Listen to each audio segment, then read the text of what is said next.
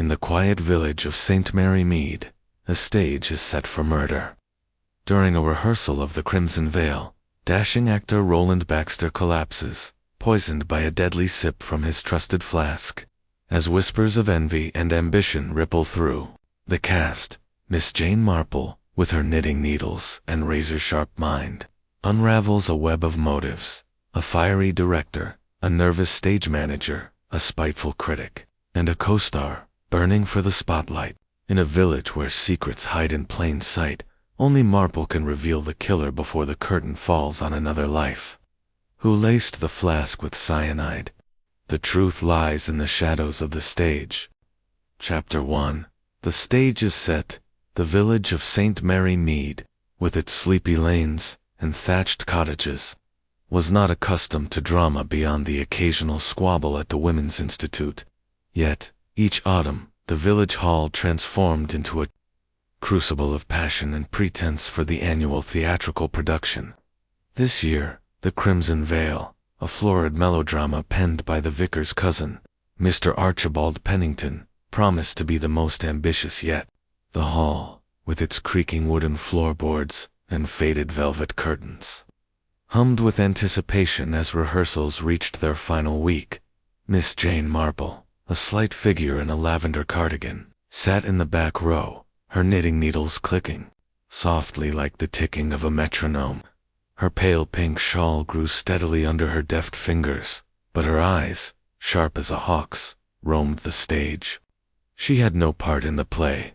Of course she never did, but her niece, Joan, had persuaded her to attend, citing the community spirit.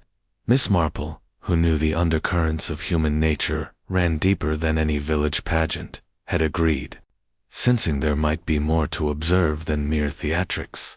On stage, Roland Baxter, the leading man, was in his element, a tall, broad-shouldered actor of 32, with dark curls and a voice that carried to the rafters.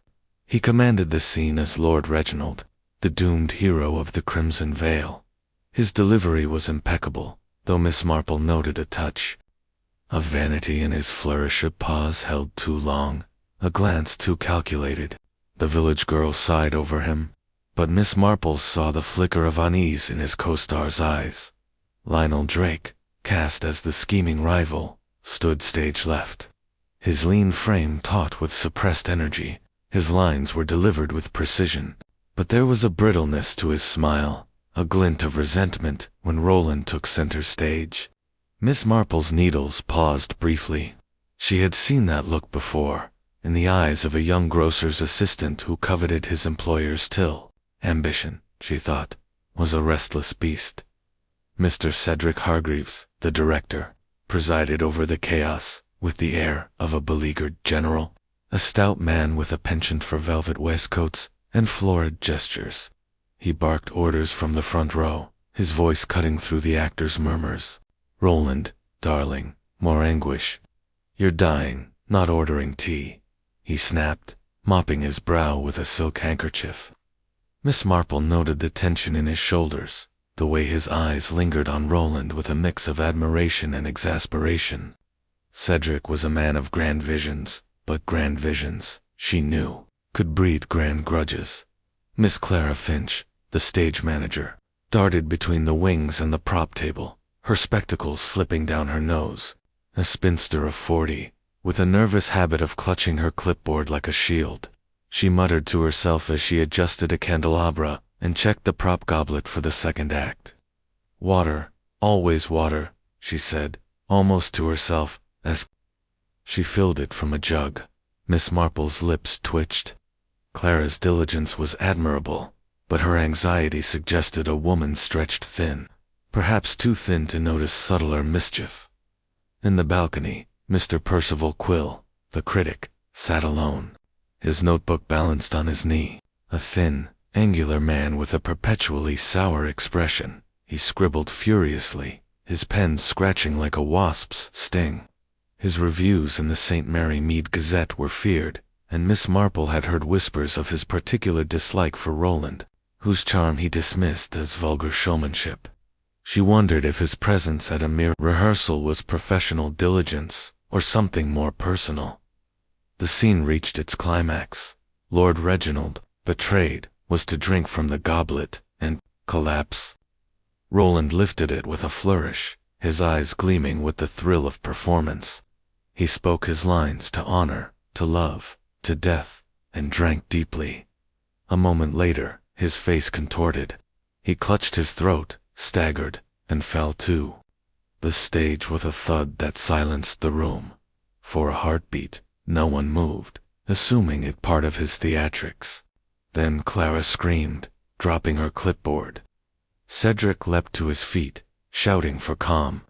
Miss Marple's needles stilled entirely, as Dr. Haydock, who had been watching from the third row, hurried forward. He knelt beside Roland, his fingers seeking a pulse. The room held its breath. "He's dead," Dr. Haydock said quietly, his face grave, "and I fear it's no accident." A murmur rippled through the cast. Lionel's expression was unreadable, though his hands clenched briefly. Cedric's handkerchief fluttered to the floor. Clara's eyes widened, her lips trembling. Percival, in the balcony, closed his notebook with a snap. Miss Marple folded her knitting and placed it in her bag. The stage, she thought, had just become a very different kind of theater. Chapter 2.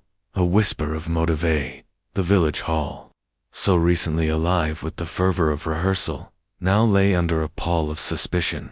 The creaking floorboards and velvet curtains, which had framed Roland Baxter's final performance, seemed to absorb the murmurs of the gathered crowd. The police had arrived swiftly, led by Inspector Craddock, a lean man with a weary air, whose experience in St. Mary Mead's quieter crimes had not prepared him for the theatricality of this one. The body of Roland Baxter, covered with a sheet from the props cupboard, remained center stage, an unwitting centerpiece to the unfolding drama. Miss Jane Marple, seated unobtrusively in the back row, had retrieved her knitting, but left it untouched in her lap. Her eyes, bright and unyielding, darted from face to face, noting the subtle shifts in expression that betrayed more than words ever could. The villagers, barred from leaving until questioned, milled about in restless knots, their whispers weaving a tapestry of speculation. Miss Marple's presence, as always, went largely unnoticed, save for the occasional nod from a neighbor accustomed to her quiet wisdom. She preferred it that way. Invisibility, she had long found, was a detective's greatest ally. Inspector Craddock, his notebook open, began his inquiries with the efficiency of a man who preferred facts to theatrics. He stood near the footlights, his voice calm but firm, addressing the four individuals closest to the tragedy: Mr. Cedric Hargreaves, the director; Miss Clara Finch, the stage manager; Mr. Lionel Drake, the co-star; and Mr. Percival Quill, the critic. Each, in turn, was summoned to the small office backstage, where the air was thick with the scent of dusty costumes and stale tea. Miss Marple, though not officially involved, lingered near enough to overhear snatches of conversation, her ears as sharp as her needles. Cedric Hargreaves was the first to face the inspector's scrutiny. He strode into the office with the swagger of a man accustomed to command, though his velvet waistcoat was rumpled, and his silk handkerchief, usually flourished with aplomb, was clutched tightly in his fist. "A tragedy, Inspector, an absolute tragedy," he declared, his voice carrying the resonance of a trained orator. Roland was the heart of this production. Without him, the Crimson Veil is doomed. Craddock, unmoved by the histrionics, asked, "You and Mr. Baxter got along well, then?" Cedric hesitated, his eyes flickering. "Well enough," he said, then added hastily, "for an actor and director. He had talent, no question, but he could be difficult, always questioning my vision, wanting to rewrite lines, adjust blocking. He thought himself a Shakespeare reborn." Miss Marple, standing just outside the door, under the pretense of adjusting her shawl, noted the petulance in Cedric's tone. A director's pride, she knew, was a fragile thing, easily bruised by a star who shone too brightly. Yet Cedric's alibi was unassailable. He had been in the front row, barking orders, visible to all, when Roland collapsed. Still, Miss Marple's mind turned over the possibility. A man like Cedric, so invested in his art, might resent a rival who threatened to eclipse it. Next came Clara Finch, her clipboard abandoned on a prop table, her spectacles fogged with nervous perspiration. She sat before Craddock, twisting a handkerchief of her own, a plain cotton one, quite unlike Cedric's silk. "I don't know what happened, Inspector," she said, her voice trembling. "I filled the goblet myself, just as I always do. Water, only water. I checked it twice, I swear." Craddock's pencil scratched across his notebook. "And you saw no one near the goblet before Mr. Baxter drank from it?" Clara's eyes darted to the side, a gesture so fleeting Miss Marple might have missed it had she not been watching closely. "No one," Clara said, too quickly. "I was so busy. Props, cues, costumes. I didn't have time to notice anything else." Miss Marple's lips pursed slightly. Clara's nervousness was not that of a guilty woman, but of one who feared she had missed something vital. Her devotion to the production was evident in the meticulous notes pinned to her clipboard. But such diligence could blind one to subtler dangers. Miss Marple made a mental note to speak with Clara later, perhaps over a cup of tea. Where tongues often loosened, Lionel Drake followed, his lean frame slouched in the chair as if to deflect attention. His grief, if it could be called that, was a performance Miss Marple found unconvincing. His eyes, a pale blue that seemed to hold secrets, avoided Craddock's gaze. "Roland was a friend," he said, his voice low. "We had our differences, but who doesn't? I'm devastated." Craddock raised an eyebrow. "Differences?" Lionel shrugged, a calculated gesture. "Professional ones. He was the lead. I was the understudy. It's natural to want the spotlight, isn't it? But I'd never—" He stopped, as if realizing he'd said too much. "I was on stage, Inspector. You saw me. I couldn't have done anything." Miss Marple, lingering near a rack of costumes, recalled Lionel's position during the rehearsal. He had been stage left, near the prop table, adjusting his cravat with a restlessness that now seemed significant. His ambition was no secret. The village had buzzed with talk of his envy, his longing to step out of Roland's shadow. Ambition, Miss Marple thought, was a motive as old as Cain. Last was Percival Quill, whose angular frame seemed to bristle with indignation at being questioned. "I am a critic, Inspector, not a criminal," he said, his voice sharp as his pen. "I was in the balcony, observing, as is my duty. Roland Baxter was a competent actor, nothing more. His death is unfortunate, but I had no part in it." Pressed him. "You wrote rather harshly of him in last month's Gazette." Percival's lips curled. "I write the truth. Baxter was a showman, not an artist. He had enemies. No doubt his charm was as grating as it was dazzling. But I deal in words, not poison." Miss Marple, now seated again, her knitting resumed, considered Percival's aloofness. His distance from the stage made his involvement unlikely, yet his venomous tone suggested a personal grudge. She recalled a snippet of gossip from the post office. Roland had laughed off Percival's review at the pub, calling him a failed novelist with a grudge. Words, Miss Marple knew, could wound deeply, but could they drive a man to murder?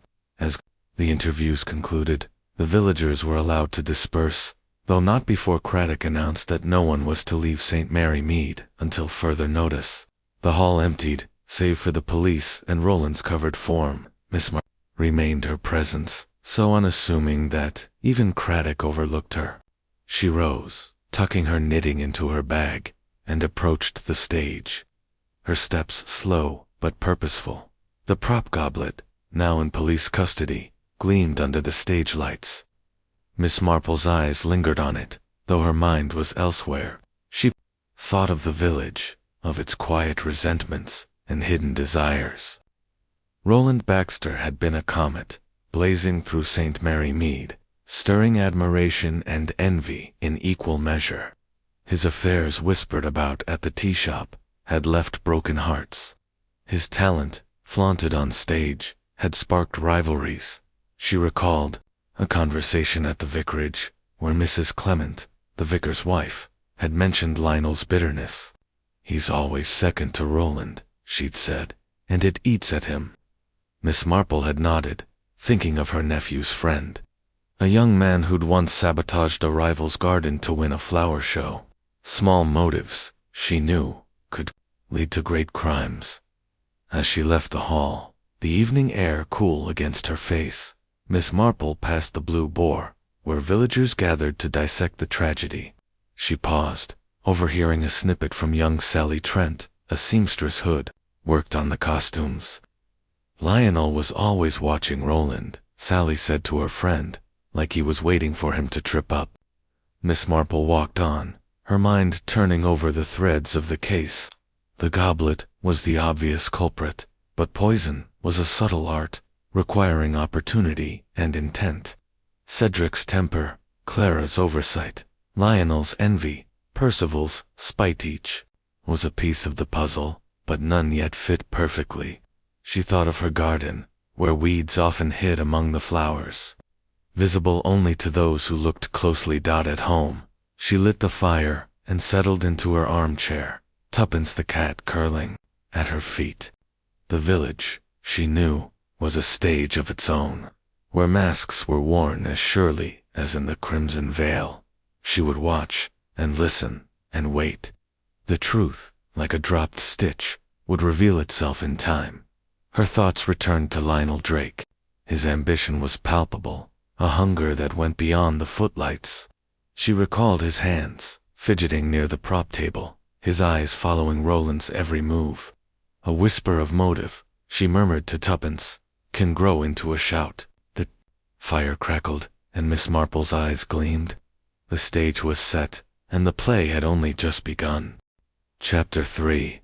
The Poisoned Chalice. The morning after Roland Baxter's collapse. St. Mary Mead awoke to a gray sky that mirrored the village's mood. The news of the actor's death had spread like wildfire, and by breakfast, every cottage and shop buzzed with theories. At the village hall, now cordoned off by Inspector Craddock's men, an air of grim purpose hung heavy. The prop goblet, suspected as the vessel of Roland's demise, had been whisked away for analysis, and the stage, once a place of artifice, now felt like a silent witness to a real tragedy. Miss Jane Marple, her lavender cardigan buttoned against the damp, walked slowly to the post office, her wicker basket swinging lightly. She had no urgent errands, but the post office, presided over by the loquacious Miss Weatherby, was a font of village gossip, and Miss Marple knew that truth often hid in careless words. As she entered, the bell above the door jingled, and Miss Weatherby, her eyes bright with the thrill of scandal, leaned across the counter. "Oh, Miss Marple, isn't it dreadful?" she began, scarcely pausing for breath. "Poor Mr. Baxter, struck down in his prime. They're saying it was poison. You know, cyanide, no less. Mrs. Price at the bakery says it must have been that critic, Mr. Quill, out of spite. But I say, it's more likely someone in the cast, don't you? All that jealousy?" Miss Marple smiled faintly, selecting a packet of stamps. "People do talk, don't they?" she said. "But I wonder what the police have found. That goblet, for instance, such a curious choice for poison." Miss Weatherby's eyes widened. "Oh, the goblet." Clara Finch was in a state about it, saying she filled it herself. Water, she swore, but who can trust that now? "I saw her this morning, looking like she hadn't slept a wink." Miss Marple nodded, filing away the detail. Clara's distress was telling, but whether it stemmed from guilt or fear of oversight remained unclear. She thanked Miss Weatherby and stepped back into the drizzle, her mind turning to the goblet. Cyanide, she knew, was swift and merciless, requiring only a small dose to kill.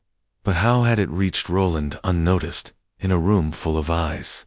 At the vicarage, where she'd been invited for Vince's Miss Marple found Mrs. Clement in a flurry of sympathy and speculation. The vicar's wife, a kind but excitable woman, poured tea and offered scones, her chatter as relentless as the rain outside. "Jane, it's too awful," she said, passing the sugar. Roland was such a presence, wasn't he? So dashing. But I heard from Mrs. Bantry that he had his share of enemies. That Lionel Drake, for one always in Roland's shadow, poor man. Miss Marple sipped her tea, her expression serene. "Shadows can be uncomfortable places," she said, "but poison is a deliberate act. It requires planning, not just resentment." Mrs. Clement leaned forward, her voice dropping. "Do you think it was the goblet?" Clara's beside herself, saying she checked it. But what if someone slipped something in when she wasn't looking? Cedric was so particular about the props, always fussing over them. Miss Marple's eyes flickered with interest. Was he, now? And where was Mr. Hargreaves during the rehearsal? "Oh, out front, shouting. Directions as usual," Mrs. Clement said. "He never left his seat, I'm sure. But Lionel was all over the stage, and that Mr. Quill was up in the balcony, scribbling away. Such a disagreeable man, don't you think?" Miss Marple murmured agreement, her thoughts elsewhere. Cedric's visibility ruled him out as the one to tamper with the goblet directly, but his oversight of the props was worth considering. Lionel's movements, however, were less accounted for. She recalled his restless pacing near the prop table, his hands adjusting his costume with a purpose that now seemed less innocent. As she left the vicarage, Miss Marple took a detour past the village hall, where a young constable stood guard. The doors were locked, but through a side window, she glimpsed the stage, its props untouched since the previous night. The table where the goblet had stood was cluttered with other items, candelabra, a dagger, a folded cloak. She wondered how easily a small vial of poison could have been concealed among them.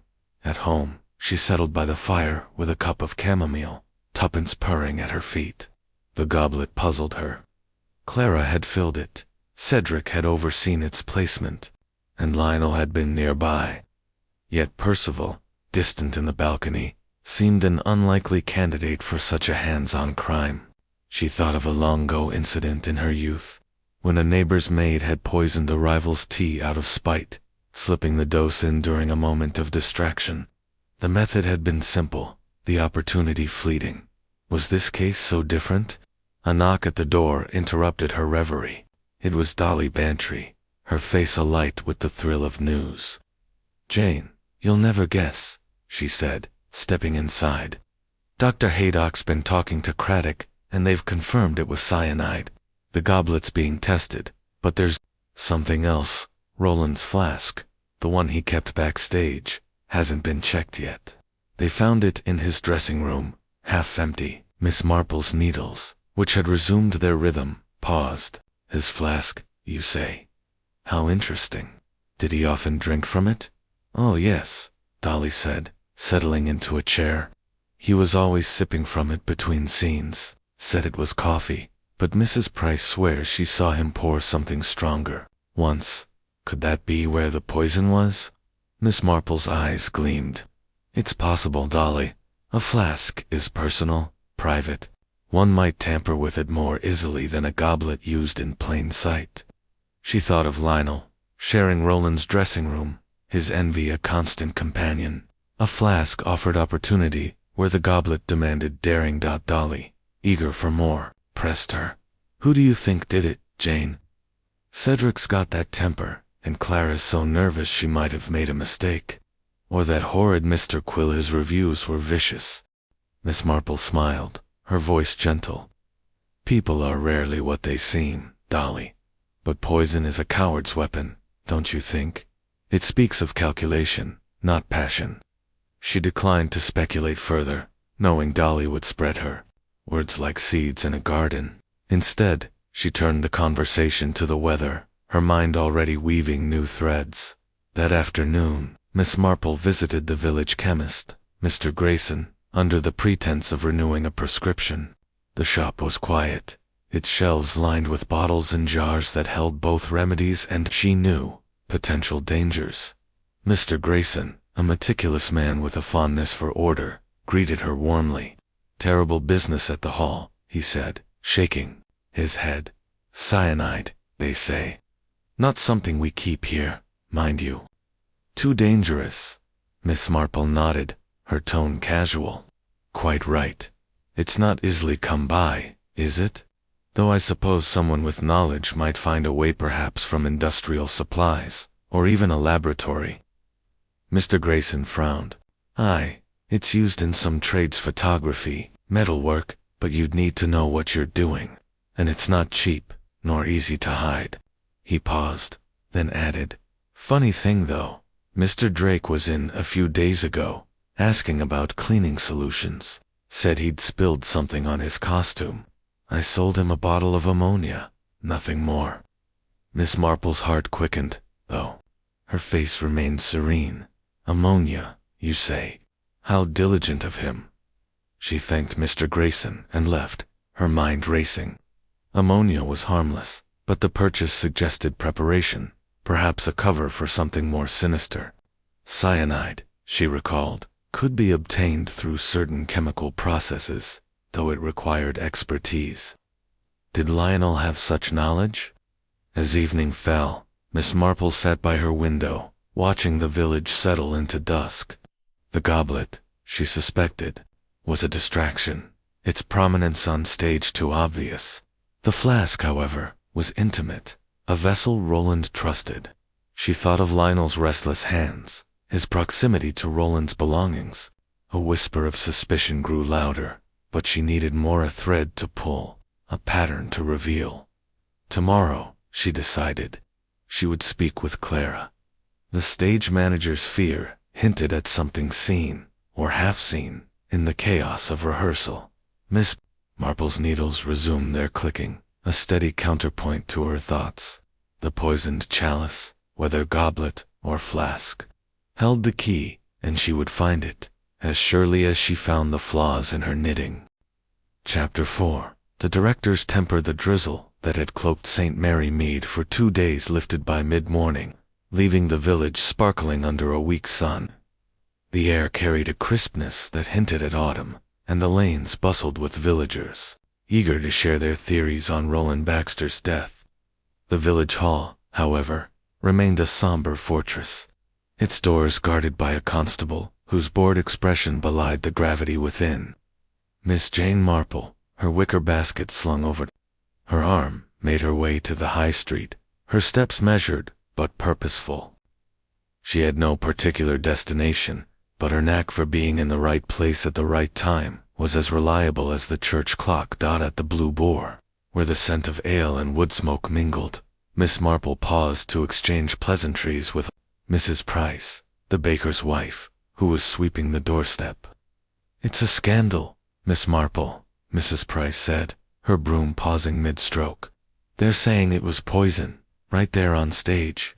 I reckon it's that Mr. Hargreaves, he's got a temper like a thunderstorm, and Roland was always defying him."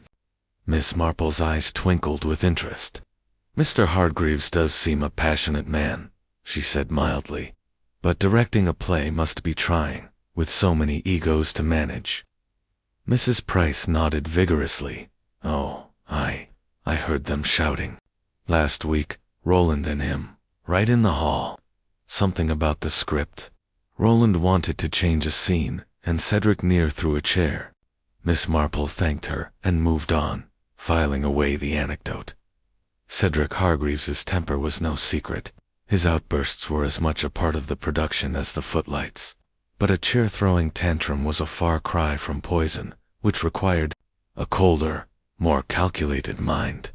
Still, she resolved to observe him more closely. Her opportunity came that afternoon, when Inspector Craddock, perhaps sensing her quiet acumen, invited her to sit in on a second round of interviews at the village hall. "You've a way of seeing things, Miss Marple," he said, a touch sheepishly. "I'd value your thoughts, unofficial-like." Miss Marple, with a demure nod, took her usual seat in the back, Her knitting resumed as a shield of inconspicuousness. Cedric. Hargreaves entered the office with the air of a man summoned to a stage he did not wish to tread. His velvet waistcoat was immaculate, but his eyes were bloodshot, and his silk handkerchief was crumpled, as if it had borne the brunt of his nerves. Craddock, seated at a small table, cluttered with scripts and a teapot, wasted no time. "Mr. Hargreaves, you and Roland Baxter had disagreements. Care to elaborate?" Cedric's face flushed, his voice rising like a crescendo. "Disagreements? Inspector, the man was a tyrant in tights. He thought he knew better than I, who've directed in London, mind you. He wanted to rewrite Pennington's drivel, add soliloquies, change the blocking. He was impossible." He paused, catching his breath, then added more quietly, "But I'd never kill him. The production needed him, however much he vexed me." Craddock's pencil scratched across his notebook. "Where were you when he drank from the goblet?" "In the front row, as always," Cedric said, his tone indignant. "I was directing, shouting at Clara to fix the lighting. Half the cast can vouch for me." Miss Marple, her needles clicking softly, noted the certainty in his voice. Cedric's alibi was solid, corroborated by the actors and crew who'd endured his bellowed instructions. Yet his passion intrigued her. She recalled a story from her youth, of a painter in St. Mary Mead who'd smashed a canvas in a fit of rage when a rival's work outshone his. Cedric's pride in the Crimson Veil was palpable. Could Roland's defiance have pushed him beyond reason? As Cedric left, Miss Marple rose and approached the stage, her eyes scanning the prop table. The goblet was gone, of course, but she noted the other items: a candelabra, a velvet pouch, a dagger with a dulled blade. Cedric had overseen their placement, dictating their positions with an artist's precision. Could he have slipped cyanide into the goblet under the guise of adjusting props? The idea seemed unlikely. His flamboyance suggested a man who preferred grand gestures to subtle poisons. At tea with Mrs. Bantry. Later that day, Miss Marple probed further. Mrs. Bantry, ever eager for intrigue, poured Darjeeling and launched into her own theories. "Cedric's a hothead, Jane," she said, passing a plate of shortbread. "I saw him at the dress rehearsal last week, tearing into Roland over some silly line. Called him a preening peacock in front of everyone. If looks could kill, Roland would have been dead then." Miss Marple nibbled a biscuit, her expression thoughtful. "Strong words, Dolly. But poison is a silent weapon, don't you think? It lacks the theatrics of a man like Mr. Hargreaves." Mrs. Bantry's eyes widened. "You think it's someone else? That Lionel, perhaps? He's so quiet, but I've seen him glaring at Roland when he thought no one was looking." Miss Marple smiled faintly, steering the conversation to the village fete to avoid fueling Dolly's gossip. Her mind, however, lingered on Cedric. His temper was ablaze, but poison was a shadow. She thought of the prop table again, of Clara's nervous hands filling the goblet, of Lionel's restless presence nearby. Cedric's role, she suspected, was peripheral, but his oversight of the stage gave him access, if not intent. That evening, Miss Marple walked to the village hall, where rehearsals had been suspended but the crew lingered, sorting costumes under Clara's fretful supervision. Cedric was there, pacing before the stage, muttering about recasting the lead. Miss Marple, under the pretense of returning a borrowed program, approached him. "A terrible loss, Mr. Hargreaves," she said, her voice soft. "You must feel it keenly, with the production so close." Cedric's eyes softened briefly, then hardened. "It's a disaster, Miss Marple. Roland was infuriating, but he was my star. Now I'm left with Lionel, who's all ambition and no soul." He paused, then added bitterly, "Someone wanted him gone, and I'll wager it wasn't about art." Miss Marple nodded, her gaze drifting to the prop table. "The goblet," she said casually. "Was it always in the same place?" Cedric frowned. "Of course. I insisted on it. Clara filled it. I checked the setup. Everything was perfect, till it wasn't.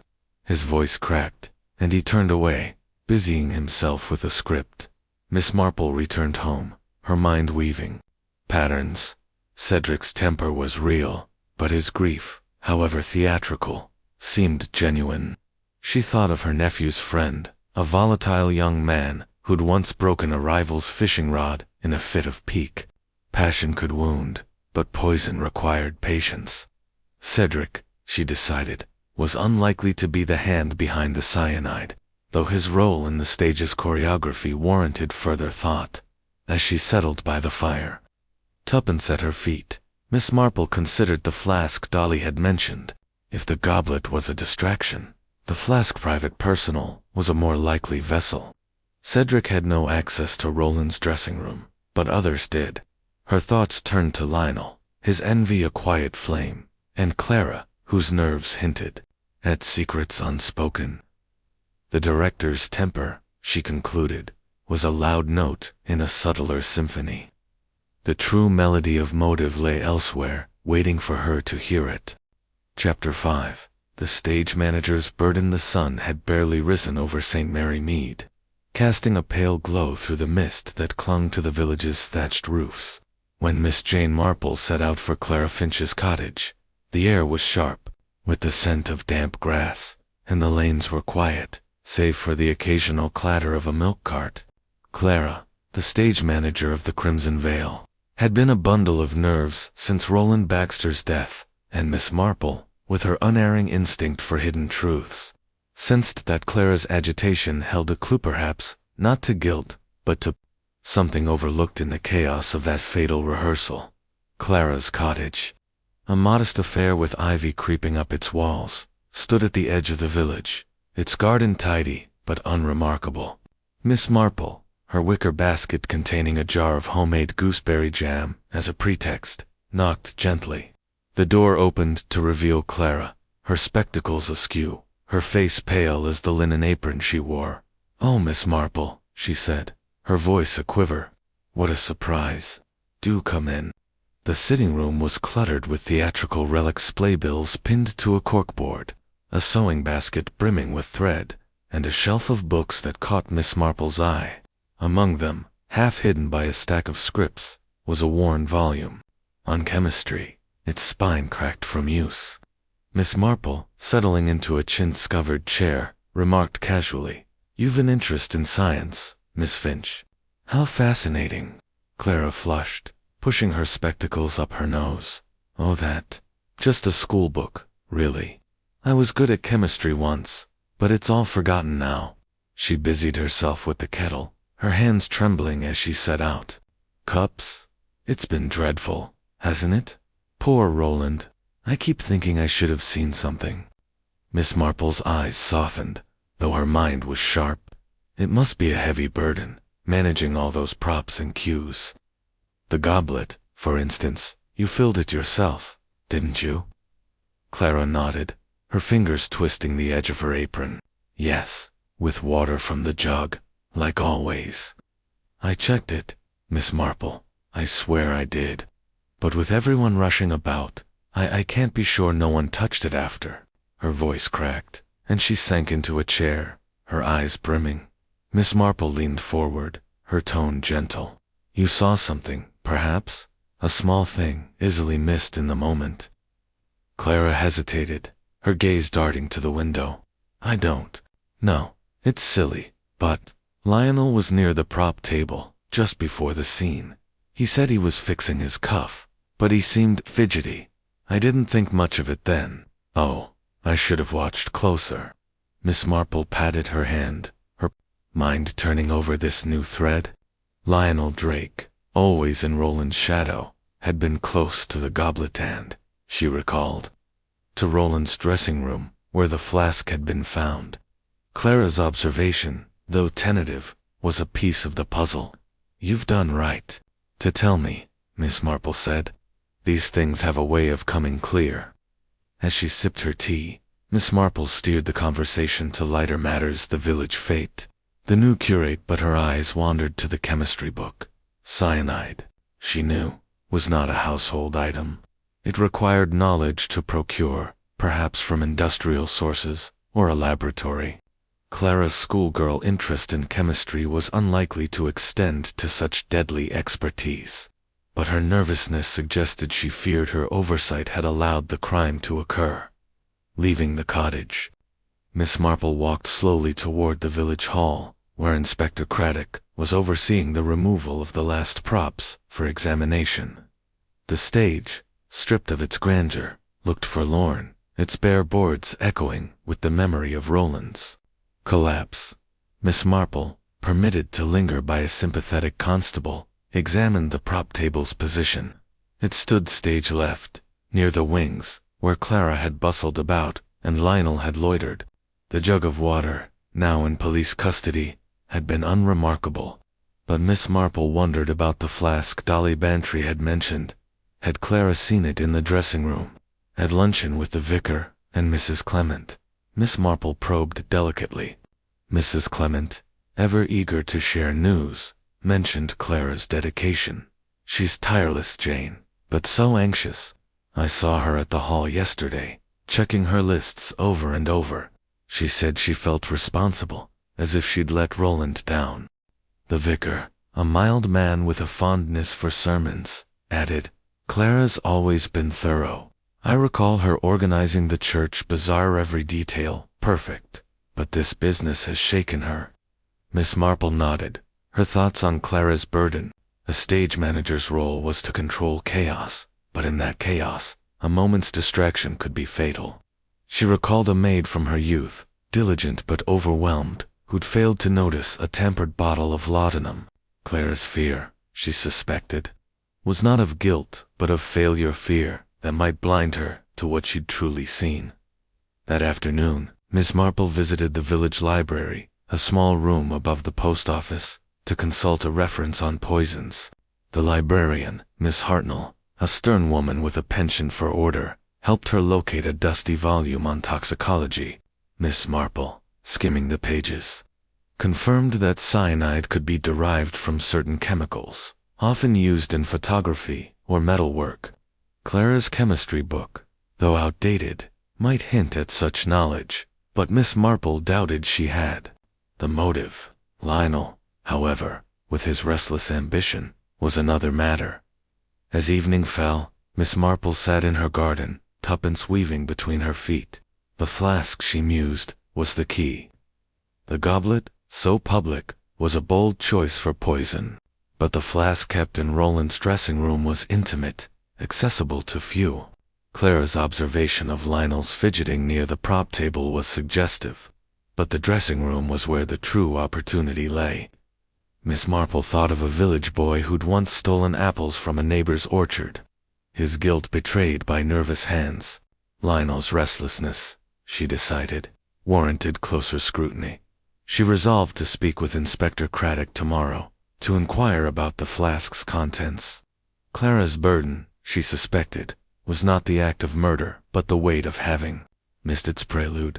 The stage manager's eyes, though clouded by fear, had seen more than she realized, and Miss Marple would help her bring it into focus. Chapter 6. The Critic's Venom. The village of St. Mary Mead, though accustomed to its share of minor dramas, seemed to hold its breath as the investigation into Roland Baxter's death deepened. By the third day, the initial shock had given way to a restless curiosity, with villagers exchanging theories over garden fences and in the dim glow of the Blue Boar. Miss Jane Marple, her lavender cardigan a familiar sight, moved through this web of whispers with her usual, unobtrusive grace, her wicker basket, a prop as effective as any on the stage of the Crimson Veil. Today, her thoughts were fixed on Percival Quill, the critic whose sharp pen and sharper tongue had made him a figure of both fear and disdain. Miss Marple's morning began at the village shop, where Mrs. Price, ever eager to share the latest gossip, was arranging jars of marmalade. "That Mr. Quill," she said, her voice low but fervent. "He's got a heart as cold as his reviews. Did you see what he wrote about Roland last month? Called him a strutting dilettante. I wouldn't put it past him to have a hand in this." Miss Marple, selecting a tin of biscuits, nodded thoughtfully. Mr. Quill does have a way with words, she said. But words are one thing, and actions quite another. Was he often at rehearsals, do you know? Mrs. Price leaned closer, her eyes gleaming. Oh, aye, always lurking in that balcony, scribbling, like he was judge and jury. I heard Roland laughed at him once, right to his face, at the pub. Said his reviews were scribbles of a jealous hack. You don't suppose that pushed him too far, do you?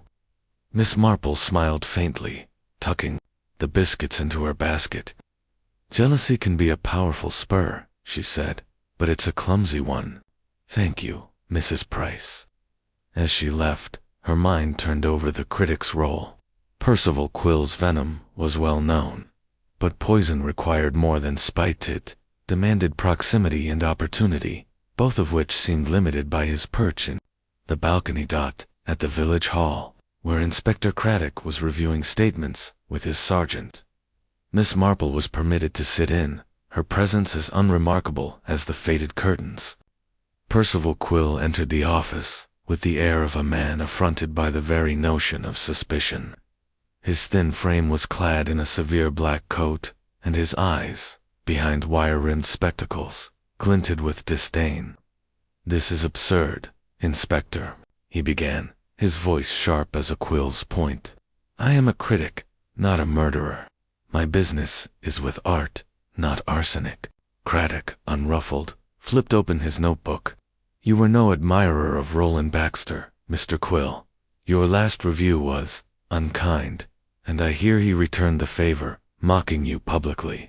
Percival's lips tightened, a muscle twitching in his jaw. Baxter was a showman, not an actor. His performances were all flash, no substance. As for his mockery, I'm accustomed to the petulance of lesser talents. I was in the balcony, Inspector, far from the stage. You'll find no poison in my pen. Miss Marple, her knitting needles clicking softly, noted the controlled venom in his tone. Percival's alibi was solid. He had been seen in the balcony, scribbling furiously, by half the cast. Yet his resentment of Roland was palpable, a wound festered by public humiliation. She recalled a village schoolmaster who'd once sabotaged a rival's lecture notes out of spite. Percival's pride, she suspected, was no less fragile. As the interview ended, Miss Marple lingered near the stage, her eyes scanning the balcony where Percival had sat. It was a steep climb, isolated from the bustle below, offering a clear view, but no easy access to the prop table or dressing rooms. She thought of the flask, now a growing thread in her mind. Could Percival have slipped backstage unnoticed? It seemed unlikely, given the crowd and his conspicuous solitude at the Literary Society meeting that afternoon. Held in the vicarage drawing room, Miss Marple found Percival holding court among a small circle of admirers. His voice carried as he discussed his latest project, a novel, he claimed, that would eclipse the drivel of village playwrights. When poisons arose in conversation, prompted by a member's mention of a detective story, Percival's eyes lit up. Cyanide is a classic choice, he said, almost gleefully. Quick, clean, and devilishly hard to trace unless you know where to look. Miss Marple, sipping tea, watched him closely. You seem well informed, Mr. Quill, she said, her tone mild. Is that from your research? Percival smirked, adjusting his spectacles. A writer must know many things. Miss Marple, poisons are as much a part of literature as love or betrayal. His words were smooth, but Miss Marple caught a flicker of unease, as if he'd spoken too freely. Later, at home, with tuppence curled by the fire, Miss Marple reflected on Percival's venom. His knowledge of poisons was intriguing, but his distance from the stage made him an unlikely culprit. The flask, she thought, was the true chalice of this crime, its intimacy pointing to someone closer to Roland, someone like Lionel, whose envy burned quietly, or even Clara, whose nerves might hide more than fear. Percival's role, she suspected, was that of a bystander, his spite a distraction from the real motive. She resolved to visit the dressing room tomorrow, to see where Roland's flask had been kept. The critic's venom, though potent, was too public, too performative. The truth, Miss Marple knew, lay in quieter shadows, waiting for her patient hand to unravel it. Chapter 7. The co-star's ambition, the fourth day since Roland.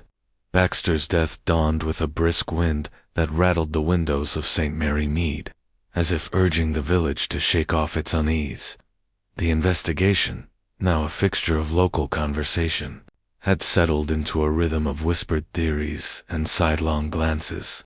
Miss Jane Marple, her lavender cardigan buttoned against the chill, walked the familiar path to the village hall, her wicker basket containing a skein of wool as a pretext for her presence.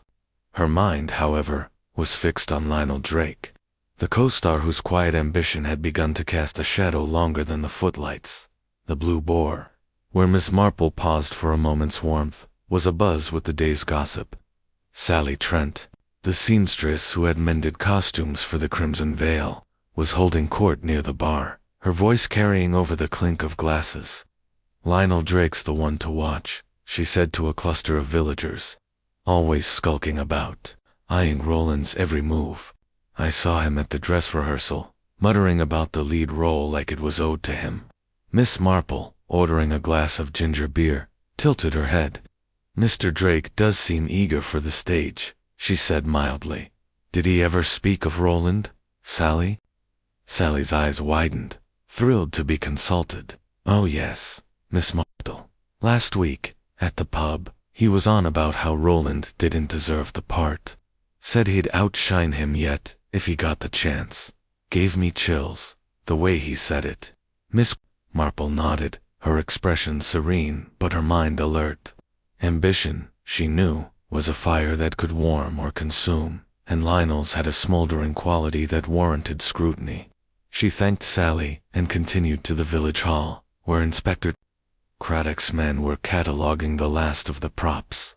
The stage, stripped of its grandeur, felt like a skeleton, its secrets laid bare but not yet deciphered. Craddock, spotting Miss Marple, waved her over with a weary smile. "You've a knack for turning up, Miss Marple," he said. "We're testing that flask Dolly mentioned. No results yet, but it's got me thinking the goblet might be a distraction." Miss Marple's eyes twinkled. "A clever thought, Inspector. A flask is so personal, isn't it? Kept close, trusted. Who had access to Mr. Baxter's dressing room?" Craddock frowned, flipping through his notes. "Lionel, mainly. They shared the space, though Clara was in and out with costumes. Cedric popped in once or twice, but he was mostly out front." Miss Marple nodded, her thoughts racing. Lionel's proximity to Roland's belongings was a thread she could not ignore. She recalled a village lad from years past, a jealous apprentice, who'd tampered with his master's tools to secure a promotion. Lionel's envy, she suspected, was no less potent at the hall. Miss Marple lingered near the dressing room, a cramped space cluttered with mirrors, costumes, and a small table where Roland's flask had been found. The constable guarding the door allowed her a glance, assuming her harmless. The table, she noted, was near the door, easily accessible to anyone passing by. Lionel, as Roland's understudy, would have been in and out, his presence unremarkable. That afternoon, at the Women's Institute, Miss Marple overheard more whispers about Lionel. Mrs. Weatherby, the postmistress, was recounting a conversation she'd had with him days before the tragedy. He was buying stamps, all charm, but there was a hardness in his eyes, she said. Talked about the play, said he was ready to step up if needed. I thought he meant illness, not this. Miss Marple, arranging flowers for the meeting, murmured how ambitious of him. She thought of Lionel's performance during the rehearsal. His lines delivered with precision, but his gaze fixed on Roland, as if measuring the distance between them. Ambition, she knew, could twist the heart as surely as poison twisted the body. Later, she visited the village chemist, Mr. Grayson, under the guise of inquiring about lavender oil. As he measured the drops, she steered the conversation to Lionel's recent purchase. "Ammonia, was it?" she asked, her tone casual. "For a costume stain, I believe you said." Mr. Grayson nodded, his brow furrowing. "Aye, but it was odd. He seemed in a hurry, kept glancing out the window, asked if ammonia could clean anything tricky, but wouldn't say what. I thought it queer, but he's an actor, always a bit dramatic."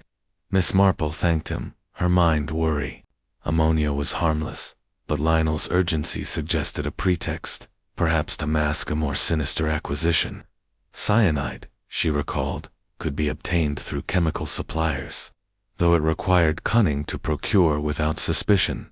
Lionel's restless hands, his proximity to the flask, and his ambition formed a pattern she could not dismiss. At home, as twilight settled over St. Mary Mead, Miss Marple sat by the fire, Tuppence purring at her feet. The flask, she was certain, held the key. The goblet, so public and theatrical, was a feint. But the flask kept in the dressing room, where Lionel moved freely, was the true vessel of death. She thought of Clara's nervous observation, of Lionel near the prop table, and now wondered if he'd been near the flask as well.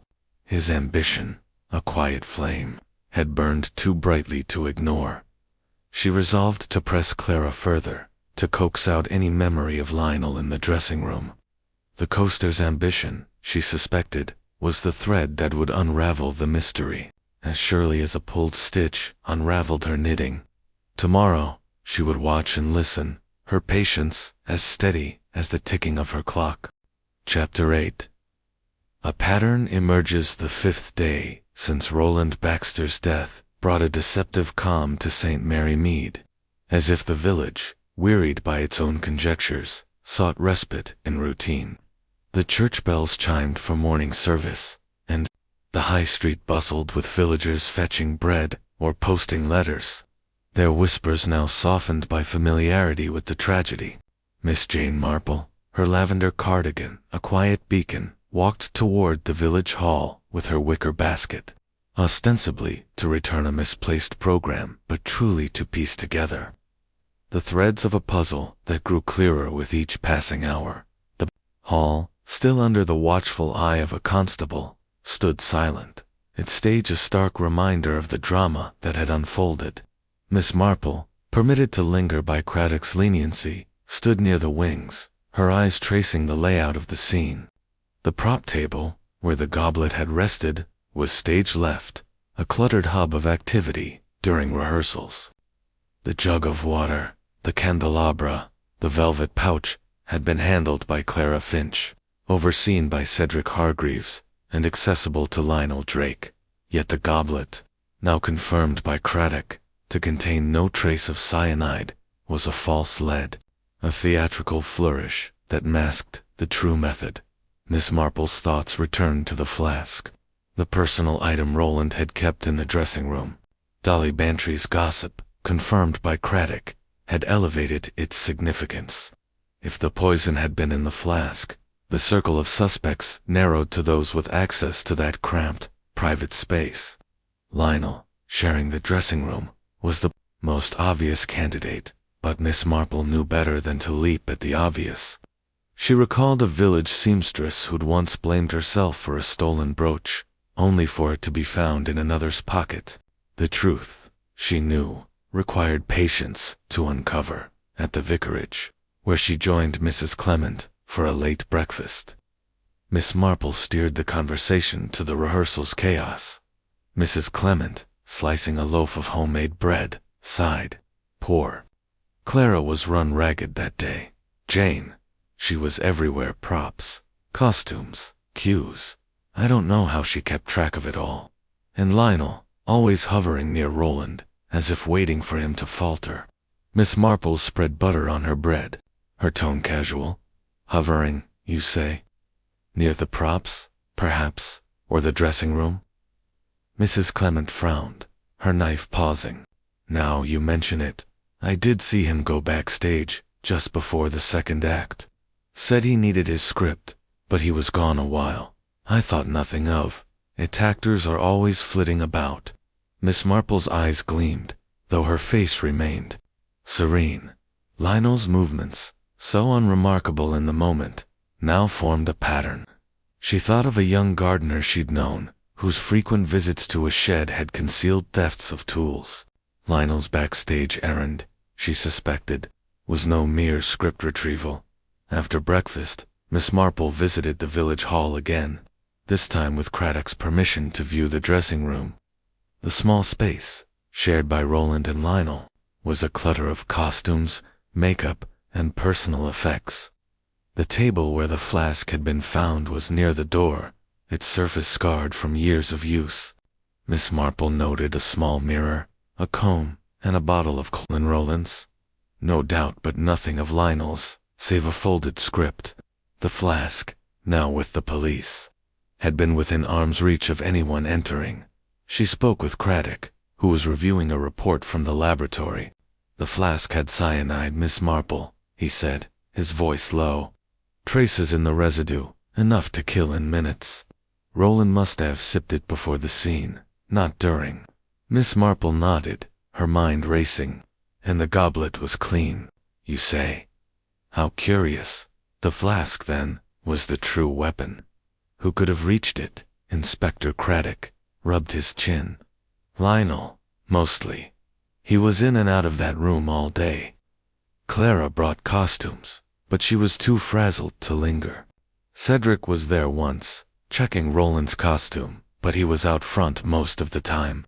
Quill never came near. Miss Marple's needles, tucked in her basket, seemed to click in her mind. Lionel's opportunity was clear, his ambition, a motive that grew sharper with each revelation.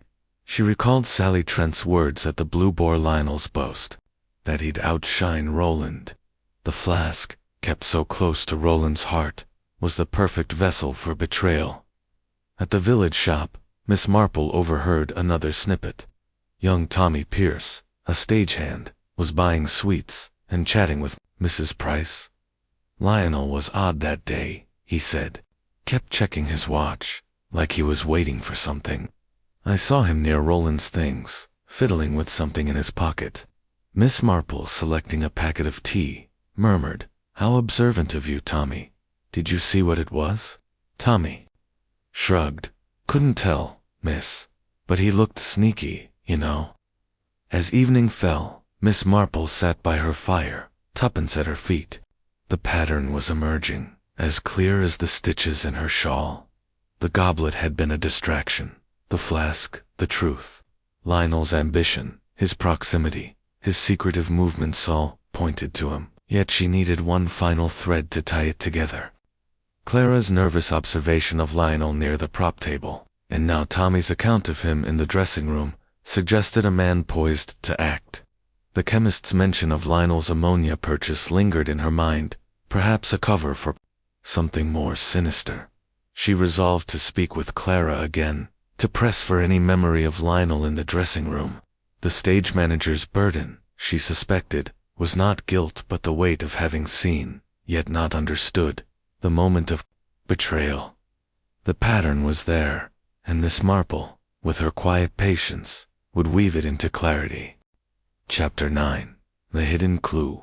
The 6th day since Roland Baxter's untimely death found St. Mary Mead wrapped in a gentle fog, the kind that softened the edges of the village's thatched cottages and lent an air of secrecy to its lanes. Miss Jane Marple, her lavender cardigan buttoned against the morning's damp, set out for Clara Finch's cottage once more, her wicker basket containing a small pot of her homemade lavender honey as a pretext. Her mind, however, was fixed on the flask, now confirmed as the vessel of Roland's demise, and on Lionel Drake, whose ambitions seemed to weave through every thread of the case. Clara's cottage was as tidy as ever, though the curtains were drawn, giving it a shuttered, wary look. When Clara answered the door, her spectacles were fogged, and her hands fluttered like startled birds. "Miss Marple, how kind of you to call again," she said, her voice strained.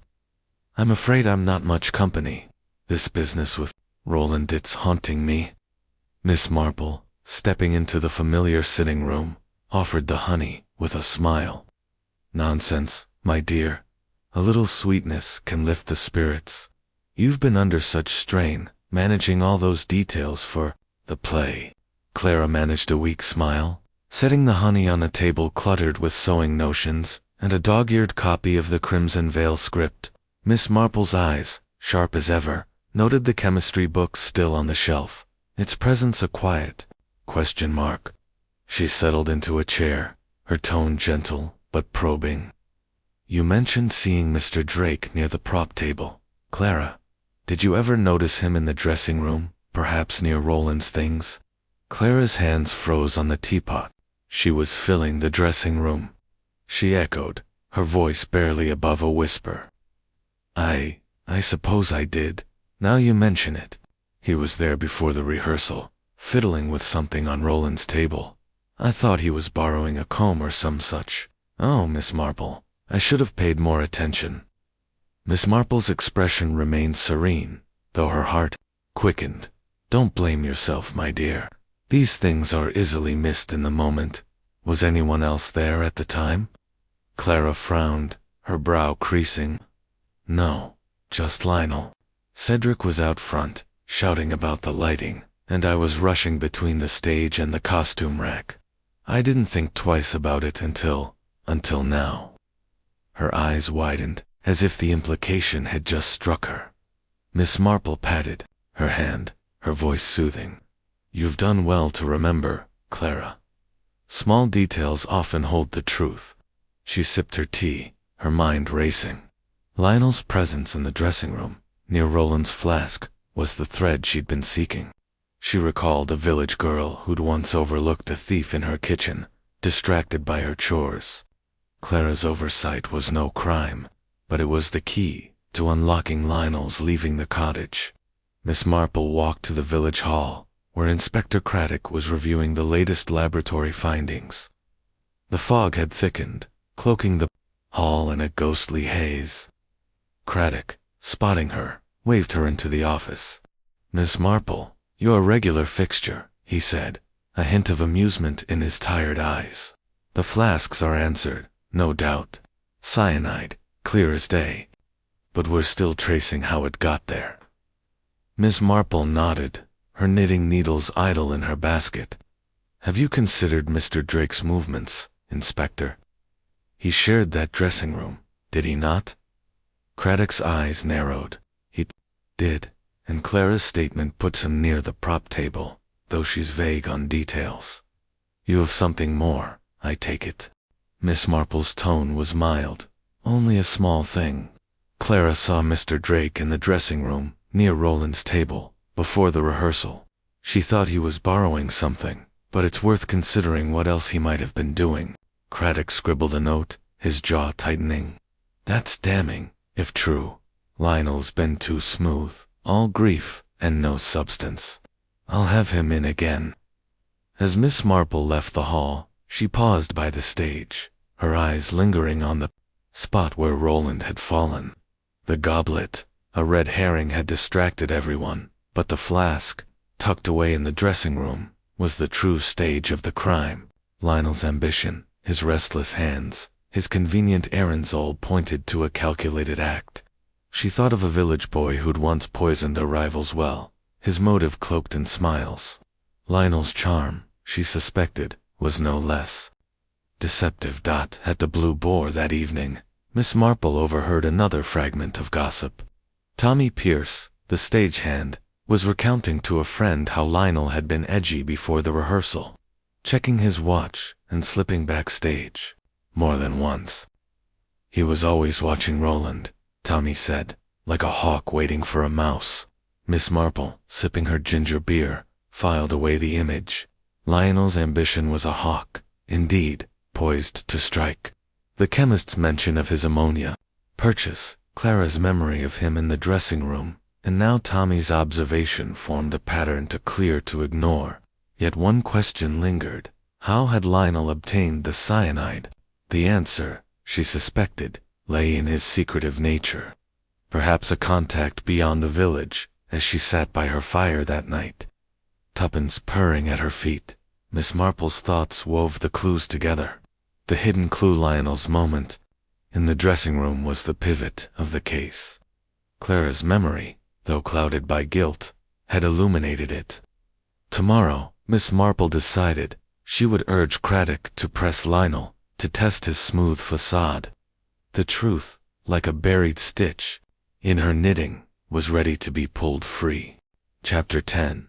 The Confrontation. The 7th day since Roland Baxter's death brought a restless energy to St. Mary Mead, as if the village sensed the unraveling of its latest tragedy.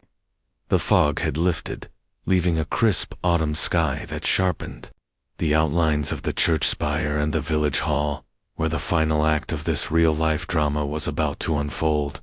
Miss Jane Marple, her lavender cardigan a quiet contrast to the village's agitation, walked to the hall with her wicker basket, her knitting tucked inside, but her mind as taut as a drawn thread. Today, she knew, the truth would step into the spotlight. Inspector Craddock had called a gathering of the suspects: Cedric Hargreaves, Clara Finch, Lionel Drake, and Percival Quillen, the village hall's small office, a room now heavy with the weight of suspicion.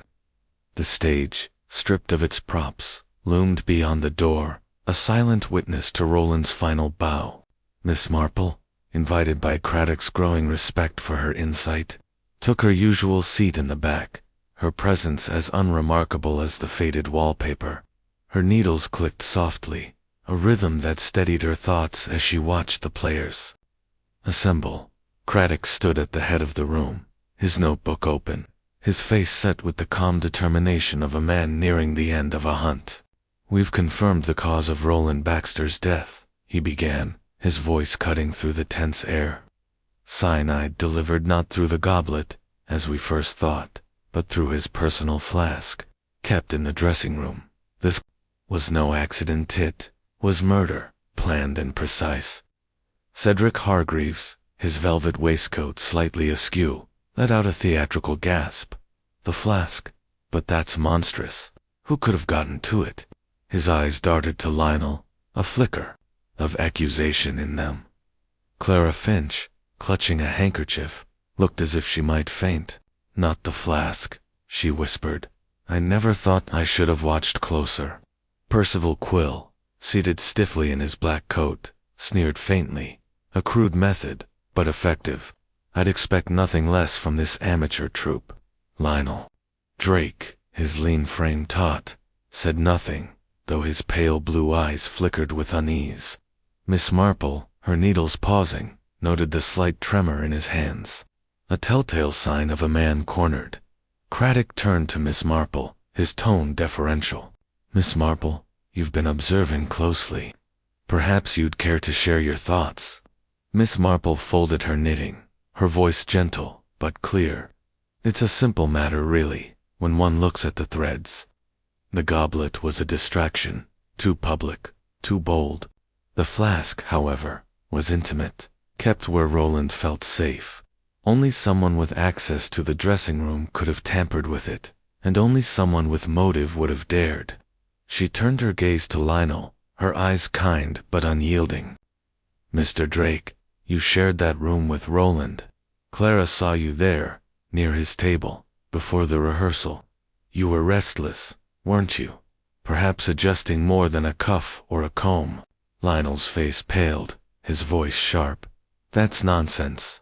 I was in and out, yes, but so was Clara. I didn't touch his flask. You've no proof." Miss Marple continued, unruffled. "The chemist, Mr. Grayson, recalls your visit, Mr. Drake. You bought ammonia, claiming a stain, but your manner was urgent, and young Tommy Pierce saw you backstage, fidgeting, checking your watch, as if waiting for something to happen. You wanted Roland's role, didn't you? The starring role. The chance to shine at last." Cedric's eyes widened. "Lionel, you snake. You've been scheming all along." Clara's handkerchief trembled. "I saw him, it's true. I thought he was borrowing something, but, oh, Lionel, how could you?" Percival's sneer deepened. "Ambitious little understudy. I should have known." Lionel leaped to his feet. his voice cracking. "This is absurd. You're all against me.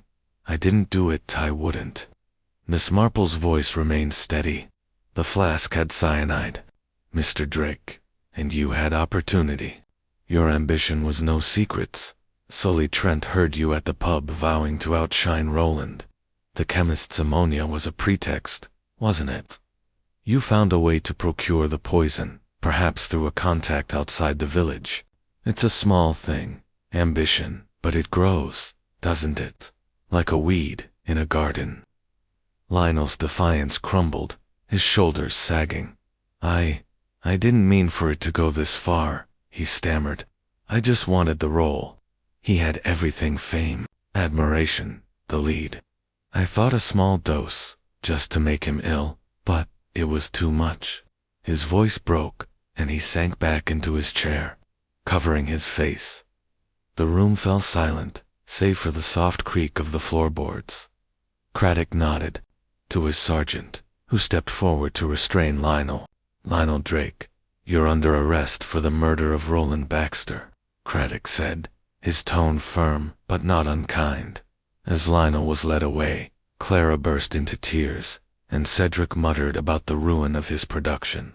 Percival, his notebook, untouched, looked almost disappointed, as if the drama had ended too soon. Miss Marple resumed her knitting, her needles clicking like a metronome.